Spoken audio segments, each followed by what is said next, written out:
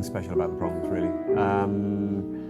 It's one of those huge institutions that you grow up with. Because I'm from this country, it's massive. It's enormous, and it holds a very special significance, really. So yeah, playing all the Beethoven concertos at the Proms is something for me to spend a lot of time thinking about. The opening of the fourth concerto, where the piano starts alone, it's one of those notorious passages in the piano concerto repertoire, really, where I think it's possible for pianists to really get a thing about it, to get some kind of hang-up. It's difficult, but I think it's one of those areas where you just have to make a slight mental adjustment. And I think when you look at the score and see that actually Beethoven wrote one piano, the orchestra comes in pianissimo, it's not like you have to play on eggshells or anything like that. It's easy to think that this chord, this G major chord, which sounds quite simple because it's just a G major chord on its own. But in fact, there's a lot going on with the balance. You have to really think hard about how to balance this chord. And because there are relatively quite a lot of notes in the chord, 4 notes in each hand, there are 8 notes. There's a lot to think about with the balance. And you can sort of get, you can get too tied up in that, really. But I think my idea, what I imagine with that is that if you imagine a blank canvas, a dark canvas, and if you think about this as just a chink of light, you see there's a little window in the distance and a light goes on, and that gradually sort of opens and everything becomes closer, and that's your doorway, that's your entrance into the concerto.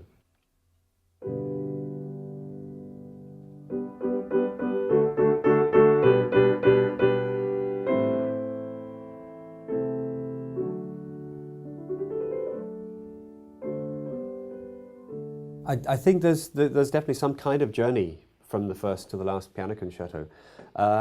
It's not a comprehensive journey to my mind. I think it tells us very specific, individual and valuable things about Beethoven. Each piece is completely, they're unique. But the concertos were written in a relatively short span of Beethoven's life, nothing like the string quartets or the piano sonatas. So in that sense, we have a smaller window in which to look into the character of Beethoven, I suppose. The thing about the Emperor Concerto is it's the most famous, it's the biggest, it's the most imposing in its character. It's epic, it's huge, and that's what makes it, in some way overwhelming. But it's the balance within it that I'm sort of more interested in. I'm not sort of denying the majesty or the heroism of it. That's all there. But it's the other sort of chamber-like balances that I think you have to work into the context. So in a way, it sort of goes against the traditional stereotype of Beethoven, and I just think that's a bit more interesting, and I think it's something that you have to think about a lot.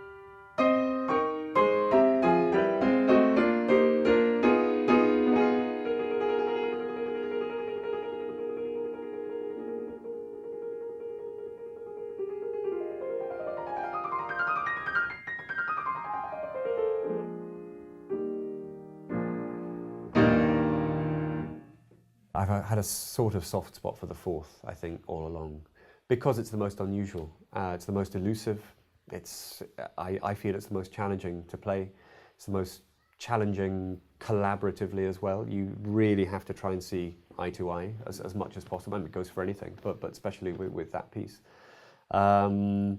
Yeah, there's something slightly unattainable about the fourth, and that's, I think, what draws me to it in a way.